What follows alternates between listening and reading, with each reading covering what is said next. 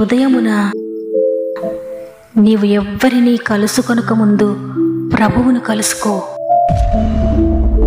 నీవు ఎవ్వరినీ చూడకముందు ప్రభువును చూడు. నీవు ఎవ్వరితో మాట్లాడకముందు ప్రభువుతో మాట్లాడు. నీవు దేనిని వెదకకముందు ఆయన రాజ్యమును, నీతిని వెదకు.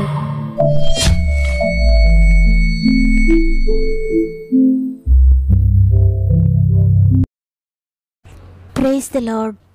ఈ ఉదయకాలమున గాడ్ ఫస్ట్ అనే వాగ్దాన కార్యక్రమానికి మిమ్మల్ని మీ కుటుంబాల్లో మరొకసారి హృదయపూర్వకంగా ఆహ్వానిస్తూ ప్రభువైన యేసుక్రీస్తు నామములో మీ అందరికీ నా యొక్క ప్రత్యేకమైన శుభములు తెలియజేస్తున్నాను. ప్రియ దేవుని బిడ్డలారా, దేవుని కృపలో ఆయన దయలో మీరు మీ కుటుంబాలు బాగున్నారు నమ్ముతున్నాను. ఒకవేళ ఈ ఉదయాన ఏవైనా కలవరపరిచే పరిస్థితులు, మీ హృదయాన్ని గాయపరిచే పరిస్థితులు ఏవైనా మీకు ఎదురవుతూ ఉన్నా భయపడకండి. పరిశుద్ధాత్మ చేతులకు అప్పగించుకోండి. అయ్యా నాతో మాట్లాడండి, నా హృదయంలోని కలవరాన్ని తొలగించండి. మీ మాట నన్ను బ్రతికిస్తుందయ్యా, మీరు మాట్లాడితే నేను బ్రతుకుతానయ్యా అని ప్రార్థన పూర్వకంగా ఈ మాటలు వినండి. తప్పకుండా దేవుడు మీతో మాట్లాడతారు. మీ మనసులో గొప్ప నెమ్మదిని, శాంతిని, సమాధానాన్ని దయచేస్తారు. మరి ముఖ్యంగా మిమ్మల్ని గాయపరిచే ప్రతి పరిస్థితిని నాతో పంచుకోండి. మీ యొక్క ప్రతి ప్రార్థన విన్నపమును కామెంట్ రూపంలో నాకు తెలియచేయండి. తప్పక మీ కొరకు ప్రార్థిస్తాం. నా ప్రార్థన మీద ఎంత మాత్రం ఆధారపడకండి, దేవునిపై ఆధారపడండి. దేవుని ద్వారా మాత్రమే మీ జీవితంలో అద్భుతాలు జరుగుతాయి. సమస్త మహిమ, ఘనత, ప్రభావములు దేవునికి చెల్లునుగాక. ఈరోజు దేవుడు మనకు అనుగ్రహిస్తున్న, మనతో మాట్లాడుతున్న మాట కీర్తనలు 61వ అధ్యాయము 2వ వచనము. నా ప్రాణము తల్లడిల్లగా భూదిగంతముల నుండి నీకు మొరపెట్టుచున్నాను. నేను ఎక్కలేనంత ఎత్తైన కొండపైకి నన్ను ఎక్కించుము. ఆమేన్. ప్రియ దేవుని బిడ్డలారా, దావీదు మహారాజు తన ప్రాణము తల్లడిల్లిన పరిస్థితిలో దేవునికి మొరపెడుతూ ఉన్నాడు. ఎక్కడ నుండంటే భూదిగంతముల నుండి అని చెప్తున్నాడు. అంటే అంతగా కృంగిపోయిన పరిస్థితిలో, గాఢాంధకారపు లోయలో నేనున్నానన్నట్లుగా అంత దీన స్థితిలో ఉండి ప్రభువుకి మొరపెడుతున్నాడు. నా పరిస్థితి చూస్తే, నా సిచ్యువేషన్ చూస్తే భూదిగంతములకు దిగిపోయినట్లుగా ఉంది. అయినప్పటికీ ఆ స్థితిలో నుండి కూడా నీవు నన్ను ఎక్కలేనంత ఎత్తైన కొండపైకి ఎక్కించగలవు, నన్ను నీవు ఉన్నత స్థితిలో నిలువబెట్టగలవయ్యా అని దేవునికి మొరపెట్టుకుంటున్నాడు. ఏమి చేయాలో తోచని పరిస్థితి, ఎటు శత్రువు వస్తాడో తెలియదు, ఎవరు తనను అంతమొందిస్తారో, ఎప్పుడు తన మరణమో కూడా తెలియనట్లుగా ఉన్నాడు. ఎందుకంటే తన చుట్టూ శత్రువులే ఉన్నారు. స్వంత కుమారుని చేత కూడా తరుమబడ్డాడు. అటువంటి స్థితిలో ప్రాణం ఎంత తల్లడిల్లిపోయి ఉంటుందో కదా. ఇక నాకెవరు దిక్కు, శత్రువులు నన్ను తరిమినప్పుడు నా కుమారుడు నాకు ఆశ్రయంగా ఉంటాడు అనుకున్నాను. శత్రువులు నన్ను చంపడానికి వచ్చినప్పుడు నా కుమారుడు నా ప్రక్కన ఉంటాడు అనుకున్నాను. కానీ స్వంత కుమారుడు కూడా నన్ను తరుముతూ ఉన్నాడని దావీదు యొక్క ప్రాణము ఎంత తల్లడిల్లిపోయి ఉంటుందో కదా. ఇక ఈ బ్రతుకు ఎందుకు, నా ప్రాణం ఉండి కూడా, నేను బ్రతికి ఉండి కూడా చచ్చిన స్థితిలో ఉన్నాను. ఇక నాకు సహాయం ఎక్కడి నుండి రాదు, నాకెవ్వరూ సహాయం చేసేవారు లేరు, నా ప్రక్కన నిలిచిన వారు ఎవ్వరూ లేరు అని ఎంతగానో కుమిలిపోతూ, ఇక మీరే నాకు దిక్కయ్యా, ఈ లోక సహాయమును నమ్మను. కానీ అందరూ కూడా నన్ను విడిచిపెట్టారు. ఈ లోక సహాయము, మనుషుల సహాయం అంతా కూడా వ్యర్థమే. అందుకని నీ తట్టు నేను చూస్తున్నాను, కొండల తట్టు నా కళ్ళెత్తుచున్నాను. నీవే నాకు సహాయము, నీవే నాకు దిక్కయ్యా అని ప్రభు వైపు చూస్తూ ప్రభువుకు మొర్రపెట్టుకుంటున్నాడు. ఇటువంటి పరిస్థితిలో నా ప్రార్థన దేవుడు వింటాడా? ఇంతగా పడిన స్థితిలో ఉండి దేవుడు నన్ను లేవనెత్తగలుగుతాడా అని నిర్జీవంతో పడిపోయి ఉండలేదు. కానీ ఆ ప్రాణము తల్లడిల్లిపోతున్న పరిస్థితుల్లోనే ప్రభువుకు మొరపెట్టుకుంటున్నాడు. దేవా, నీవు నన్ను లేవనెత్తగలవు తండ్రి, నీకు అసాధ్యమైంది ఏదీ లేదయ్యా. అందరూ నన్ను ఇక నీ జీవితం అయిపోయింది అంటూ ఉన్నా, నీవు తప్పక నన్ను లేవనెత్తగలవని విశ్వాసంతో మొరపెడుతున్నాడు. ఆయన ఎక్కడ పడిపడి అక్కడి నుండి ప్రభువుకు మొరపెడుతున్నాడు. దావీదు ప్రార్థన విన్నాడు. అందరూ ఆశ్చర్యపోయే విధంగా దేవుడు దావీదుని హెచ్చించాడు, ఉన్నత స్థితిలో నిలువబెట్టాడు. ఆనాడు యేసుప్రభువారి యొక్క 12 మంది శిష్యులు, యేసుప్రభువారితో తిరిగిన వారు, యేసుప్రభువారి ద్వారా స్వస్థత పొందుకున్నవారు, ఆయన ద్వారా అద్భుతాలు చూచినవారు, ఆయన మార్గంలో నడుస్తున్నవారు, ఆయనను వెంబడిస్తున్నవారు కూడా ఇదే పరిస్థితిని ఎదుర్కొన్నారు. ప్రియ దేవుని బిడ్డలారా, ఒక్కసారిగా కుప్పకూలిపోయారు. వారి ప్రాణము తల్లడిల్లిపోయే పరిస్థితులు ఎదురయ్యాయి. వారందరూ కూడా ప్రభుపై ఆశ పెట్టుకున్నారు. మేము ప్రభువును వెంబడిస్తున్నాం కదా, ఆయన మాకు ఉన్నత స్థితినిస్తాడు. ఆయన మాకు మంచి భవిష్యత్తును అనుగ్రహిస్తాడు. మేము నమ్ముకున్న ప్రభు గొప్పవాడు. ఆయన మాట్లాడితే అద్భుతాలు జరుగుతున్నాయి. మరణించిన వారిని కూడా ఆయన లేవనెత్తుతున్నాడంటే ఆయన దేవుని కుమారుడు. కాబట్టి మా భవిష్యత్తు అంతా బాగుంటుందని యేసుప్రభువారు నమ్మారు. ఆయన కూడా తిరుగుతున్నారు పరిచర్యలో. అయితే ఒకేసారి ప్రభువును పట్టుకొని సిలువ వేశారు, ఆయనను చంపారు, ఆయనను సమాధిలో పెట్టారు. యేసుప్రభువారు మరణించి సమాధిలోకి వెళ్ళిన తర్వాత వారి ప్రాణాలు కూడా ఈ విధంగానే తల్లడిల్లిపోయాయి. ఏంటి ఇంతగా మేము నమ్ముకున్న ప్రభువు చనిపోయారు, ఆయన సమాధిలో పెట్టబడ్డారు, ఇక మా భవిష్యత్తు ఏంటి? మేమెక్కడికి వెళ్తాము? మమ్మల్ని కూడా చంపేస్తారేమో, మా బ్రతుకు చీకటైపోయింది, మా భవిష్యత్ అంతా అంధకారమయమైపోయింది, ఇక మాకు లైఫ్ లేదు అని ఎంతగానో తల్లడిల్లిపోయారు, ఎంతగానో భయపడిపోయారు, దాగుకున్నారు. ఇక వారు తినలేకపోతున్నారు, త్రాగలేకపోతున్నారు. ఎంతసేపు యేసుప్రభువారు చనిపోవడమే గుర్తొస్తుంది, యేసుప్రభువారు సమాధిలో పెట్టడమే గుర్తొస్తుంది. ఇక మేమేం చేయగలుగుతామని కృంగిపోయిన స్థితిలో ఉన్నారు. ఎందుకంతగా కృంగిపోయారంటే ప్రభు చెప్పిన మాటలన్నీ మర్చిపోయారు. నేను సిలువకు అప్పగించబడతాను, 3వ దినమున తిరిగి లేస్తాను అని చెప్పిన మాటలు మర్చిపోయేవారు, కృంగిపోయారు. ఈ శనివారం, ఈరోజు యేసుప్రభువారు సమాధిలో ఉన్న దినము కదా. ఈ దినమున శిష్యులందరూ కూడా ఇదే విధమైన ఆలోచనలో ఉన్నారు, కృంగిపోతూ ఉన్నారు, ఏడుస్తూ ఉన్నారు. అయితే ప్రభు సజీవుడిగా ఆదివారం లేచారు కదా. ప్రాణము తల్లడిల్లిన పరిస్థితిలో ఉన్న శిష్యులందరినీ కూడా ప్రభు తిరిగి జీవింపచేశాడు. ఎప్పుడంటే ఆయన సజీవుడైన తర్వాత. అదేవిధంగా ఆనాడు దావీదును కూడా తిరిగి లేవనెత్తాడు ప్రభు. ప్రాణము తల్లడిల్లిన పరిస్థితిలో ఉండి బూదిగంతముల నుండి ప్రభువుకు మొరపెట్టుకున్నప్పుడు ఆయన దావీదును లేవనెత్తాడు.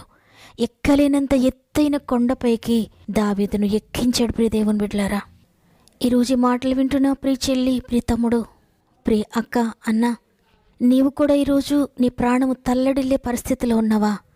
నేనిక ఎక్కలేను, నేనిక ఈ స్థితిని రీచ్ అవ్వలేను, నా జీవితంలో నేను ఎన్నో గోల్స్ కలిగి ఉన్నాను కానీ అవి నేను చేరుకోలేను, నాకు అసాధ్యము, ఎందుకంటే నేను అంతగా పడిపోయిన స్థితిలో ఉన్నాను.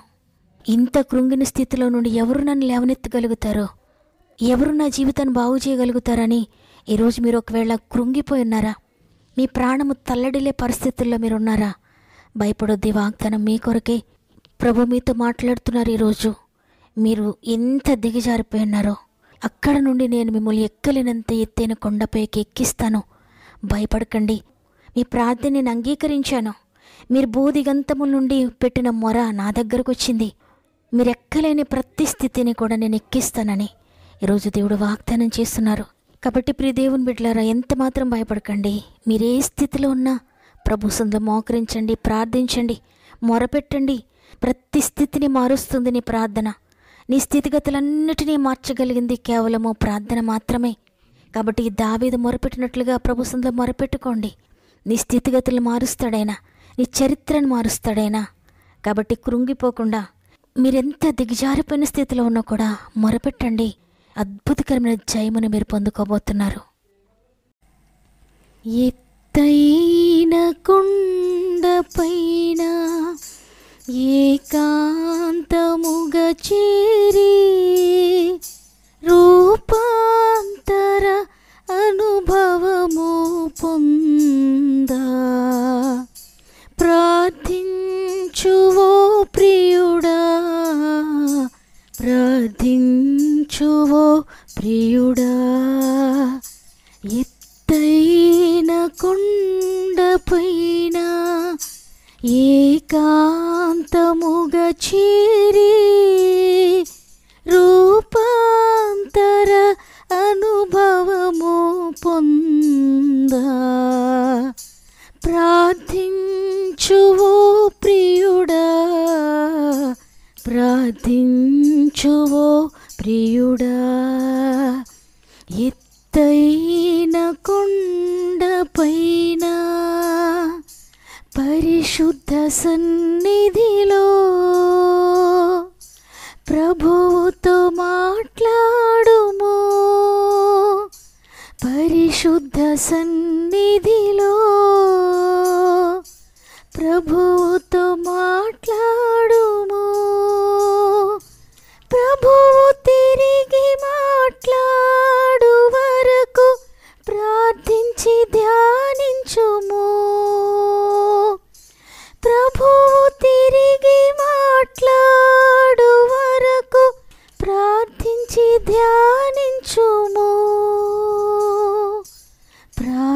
తలచి ధ్యానించుము. ఎత్తైన కొండపైన ఏకాంతముగా చేరి రూపాంతర అనుభవము పొందా ప్రార్థించువో ప్రియుడా, ప్రార్థించువో ప్రియుడా. ఎత్తైన కొండపైన ఏకాంతముగా చేరి రూపాంతర అనుభవము పొందా ప్రార్థించువో ప్రియుడా, ప్రార్థించువో ప్రియుడా, ప్రార్థించువో ప్రియుడా. ప్రేమగల తండ్రి, నీకు వందనాలు నాయనా. నీ ఉచిత కృపను బట్టి మరి ఒక దినాన్ని మాకు అనుగ్రహించారు తండ్రి. నిన్నటి గుడ్ ఫ్రైడే దినమున మేమందరం నిన్ను స్తుతించాం, నిన్ను ఘనపరిచాం. మరి ఒక దినాన్ని మాకు అనుగ్రహించి ఈరోజు సజీవులుగా లేవనెత్తి ఈరోజు కూడా నేను స్తుతించే గొప్ప భాగ్యం మాకు ఇచ్చినందుకు నీకు వందనాలు తండ్రి. ఈరోజు ఎంతమంది దిగులుతో ఉన్నారో, బెంగతో ఉన్నారో, బాధతో ఉన్నారో, వారి ప్రాణము తల్లడేలిన పరిస్థితుల్లో ఉన్నారో మీరు చూస్తున్నారు తండ్రి. వారితో మీరు మాట్లాడారు. వారి కృంగిన స్థితి నుండి లేవనెత్తుతానని వాగ్దానం చేశారు. బోధిగంతముల నుండి వారు నీకు మొరపెట్టుకున్నప్పుడు నేను నీకు ఉత్తరం ఇస్తాను, నిన్ను ఎక్కలేని ఎత్తైన కొండపైకి ఎక్కిస్తానని వాగ్దానం చేశారు తండ్రి. మీ వాగ్దానములు ఎన్ని అయినా అన్నీ అవునన్నట్లుగానే ఉన్నాయి. మీరు మాట ఇచ్చి తప్పిపోయే దేవుడు కాదు. మీరు ఏదైతే వాగ్దానం చేశారో, ఏదైతే మాట ఇచ్చారో ప్రతిదీ నమ్మిన వారందరి జీవితంలో నెరవేర్చే గొప్ప దేవుడు. ఈరోజు మా ఆత్మీయ కుటుంబం అంతటినీ చేతులకు అప్పగిస్తున్నాను తండ్రి. వారి ప్రాణం తల్లడిల్లే పరిస్థితులు ఏవైనప్పటికీ కూడా ప్రతి విషయం నుండి మీరు విడిపించండి. అద్భుతకరమైన విజయం ప్రతి ఒక్కరికి దయచేయండి. కామెంట్స్లో అనేక మంది బిడ్డలు వారి ప్రార్థన వినపం మాకు తెలియజేస్తున్నారు తండ్రి. అందరి జీవితాలు అద్భుతాలు చేయండి నాయన. వారు ఎక్కలేని స్థితి ఏదైతే ఉందో అక్కడికి మీరు త్వరలోనే ఎక్కిస్తున్నారు నమ్ముతున్నాను. ప్రతి ఒక్కరి చేయి పట్టుకొని మీరు లేవనెత్తుతున్నారు నమ్ముతున్నాను తండ్రి. వారి ఆశీర్వాదానికి ఆటంకంగా ఉన్న ప్రతి పాపము నుండి విడిపించి, శాపగ్రస్తమైన పరిస్థితులన్నిటి నుండి కూడా విడిపించి, వారిని ఎక్కలేని ఎత్తైన కొండపైకి మీరు ఎక్కిస్తున్నందుకు నీకు కృతజ్ఞతాస్తుతులు చెల్లిస్తూ ఉన్నాను.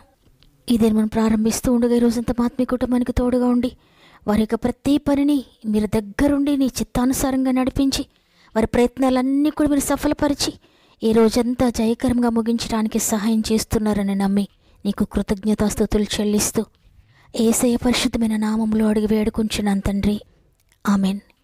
ఈరోజు వాగ్దానాన్ని విన్న ప్రియ చెల్లి, ప్రియ తమ్ముడు, మీరు తల్లడిల్లే పరిస్థితులు ఏవైనా ఇక భయపడొద్దు. మీరు ఎప్పుడైతే మొరపెడుతున్నారో మీ మొరను ఆయన ఆలకించి ఎక్కలేని ఎత్తైన కొండపైకి ఎక్కలేని స్థితిలోనికి మిమ్మల్ని ఎక్కిస్తున్నాడు. ధైర్యం తెచ్చుకోండి.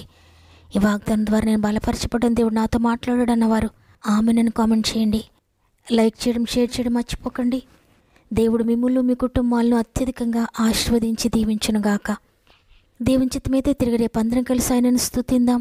అంతవరకు ప్రభు మీకు మీ కుటుంబాలకు తోడేండి నడిపించునుగాక. God bless you.